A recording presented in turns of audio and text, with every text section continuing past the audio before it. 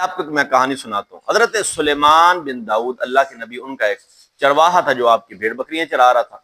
تو اچانک اس کے پاس ایک بھیڑیا آیا، تو اس نے کہا کہ ان بھیڑوں میں سے مجھے ایک نہ بھیڑ کھانے کی اجازت دو، میں کھانا چاہتا ہوں۔ وہ حیران ہو گیا کہ بھیڑیا بھی بات کرتا ہے۔ خیر اس نے کہا ان کا مالک میں نہیں، حضرت سلیمان علیہ السلام ہے۔ اس نے کہا جاؤ تم سلیمان علیہ السلام سے پوچھ کر آؤ اور میں ان بھیڑ بکریوں کی حفاظت کرتا ہوں۔ اس نے کہا اگر میں چلا گیا تم تو ساری بھیڑیں کھا جاؤ گے۔ اس نے کہا نہیں، اگر میں ایسا کروں تو میں آخر امت کا ایک فرد ہوں، یعنی کہ اپنے آپ کو وہ بد دعا دے رہا ہے۔ خیر وہ بھیڑیا جب اس حفاظت کے لیے بیٹھ گیا تو وہ شخص چل پڑا اجازت لینے کے لیے سلیمان علیہ السلام سے۔ اب جب وہ چلا تو اس نے رستے میں 3 عجیب واقعات دیکھے۔ پہلا اس نے دیکھا کہ ایک گائے اپنی ہی بچیا کا دودھ پی رہی ہے۔ دوسرا اس نے دیکھا کچھ لوگ ہیں، ان کے کپڑے تو بوسیدہ ہیں، لباس بوسیدہ ہے، لیکن ان کے ہاتھوں میں سونے کے کنگن اور سونے کی تھیلیاں، مال ان کے پاس بہت ہے۔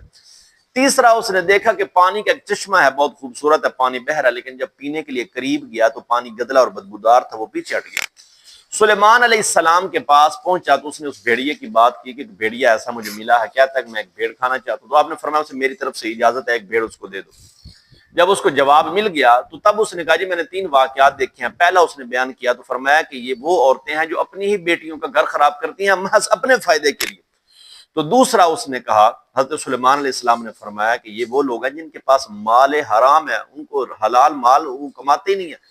حلال مال ہوتا ہے لیکن وہ حرام کی تگ و دو میں ہوتا ہے، ان کو یہ نہیں پتا ہوتا کہ یہ کس طریقے سے آ رہا۔ فرمایا کہ قناعت ان میں ختم ہو جاتی ہے اور حرام میں برکت نہیں ہوتی ہے، برکت ان کے مال سے ختم ہو جاتی ہے۔